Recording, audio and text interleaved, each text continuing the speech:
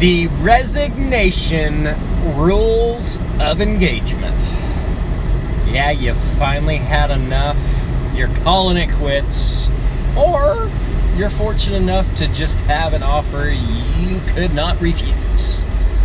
Whatever your situation may be, I'm here to give you the rules of engagement when it comes to resigning properly. I don't know how many rules I'm going to have for you today. This could be a 3 or 4 part series. I don't really know because there's a lot entwined and entangled when it comes to resigning properly. So let me just start with rule number 1.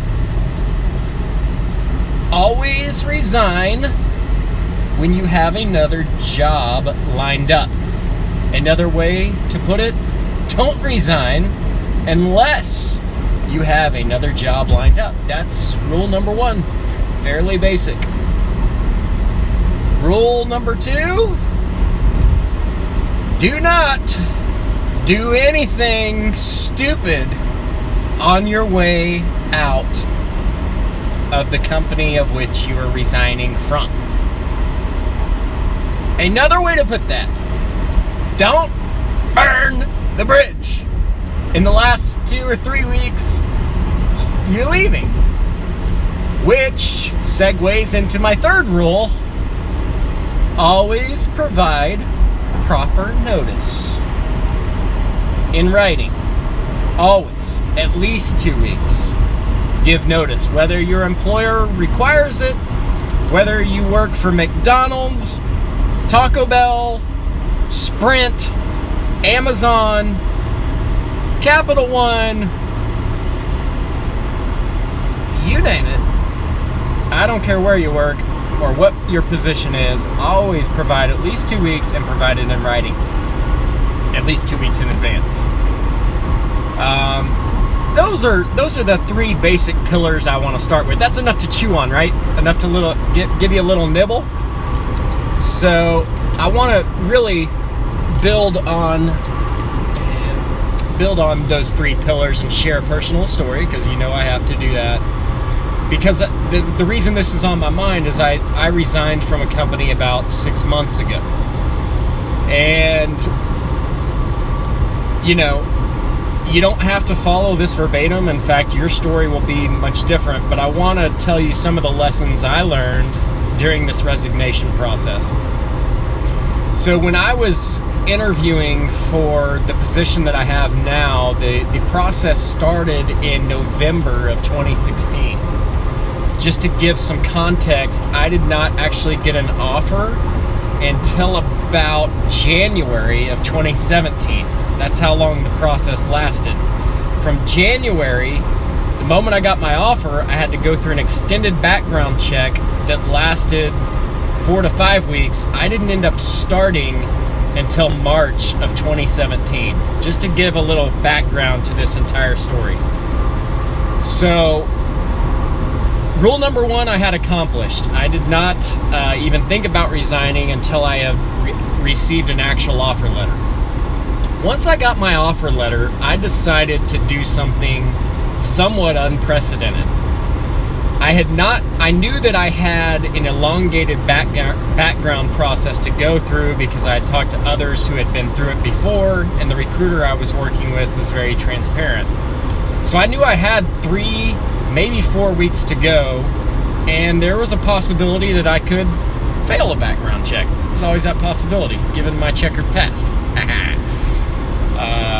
Anyways, I decided, look, in good faith, I'm going to go ahead and go to my boss and tell him that I have accepted an offer, that things are not in stone, but given my level and everything we had going on at the time, I felt it incumbent upon me to be transparent with him. I did not have to do this. I told him that it could be 30 to 60 days before I'm actually out the door. I really don't know. And I just walked him through the process. Now, this was a good move because it did a couple of things. Had I just given 2 weeks, they would have known I'm already out the door, and there's little to no time for a counteroffer. immediately my boss said, what's it going to take? What's your number to get you to stay here? So there was ample time for me to consider a counter. In the end, I didn't end up taking a counter, but there is that. So the earlier you release the news, instead of just giving 2 weeks, you give time for a counter offer. Pretty neat deal there. It's nice. It's a good place to be in when somebody asks you, how much is it going to take for you to stay here? So I was glad, and you're putting yourself at risk here. You definitely are, because they could walk you out the door right then and there. There's always that risk. So go in good faith, and if you feel like it's your judgment call, I'm leaving it up to you, just telling my story. So it also gave me a huge upper hand as far as them knowing I was leaving. So now all of a sudden, I'm kind of in the control of my own destiny. They have a lot less leverage on you when they know you're out the door. I'll tell you something else that happened.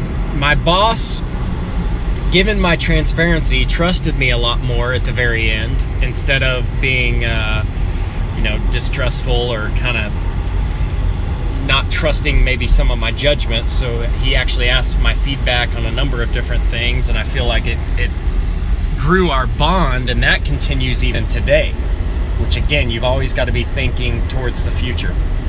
So I know this is going long. A couple more things. My boss asked me if I would be willing to stay an extra 2 weeks to help with a federal regulatory audit that we had going on at the time.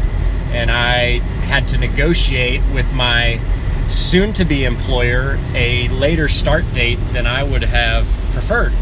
But because I had rapport with my boss, I said, yeah, I'm willing to do it. So I did it. I presented in front of this government agency for 2 weeks, every day, out in Dallas, Texas. So a longer commute than I normally had. But anyway, so it was great exposure. I had executives at my former company asking me, am I sure I want to leave every single day? So I ended up going out on top. What else did it give me? About 6 weeks after my departure, I had a deposit into my bank account for a 5-figure bonus. I'm sorry, not 5-figure. There's only 4 figures. There's only one comma. A 4-figure bonus, which was significant. The dollar amount is not important, but that doesn't typically happen, that you receive a bonus after you've already quit a company. But it did in my case, and I'm not making that up. If anybody wants me to prove up on it, I can. So guys, that's what, and here's a couple other thoughts. And then I'm going to wrap this up. I could probably do another video. We're already at 8 minutes, so I'm sorry. I hate to go this long, but there's a lot of things important. The whole point is resign with character. I told myself the entire time, you know what? I'm not going to start showing up late. I'm not going to start walking out of here early. They are going to get everything they pay me for, and no one should know that I'm actually leaving. I just resign with character. Don't burn the bridge. Always provide it to them in writing. And you know what? Just do what's right. Do what you would want somebody. If you were the boss, would you want somebody holding on to the knowledge that they're quitting for 3 or 4 weeks and then dropping it on you and saying, look, I'm out in 2 weeks? Or would you rather, if you know, and everything else being equal, them let you know a little bit more ahead of time if you can? I think you'd prefer the latter. Hey guys, I may have to do another edition. Sorry I went long, but it's Friday.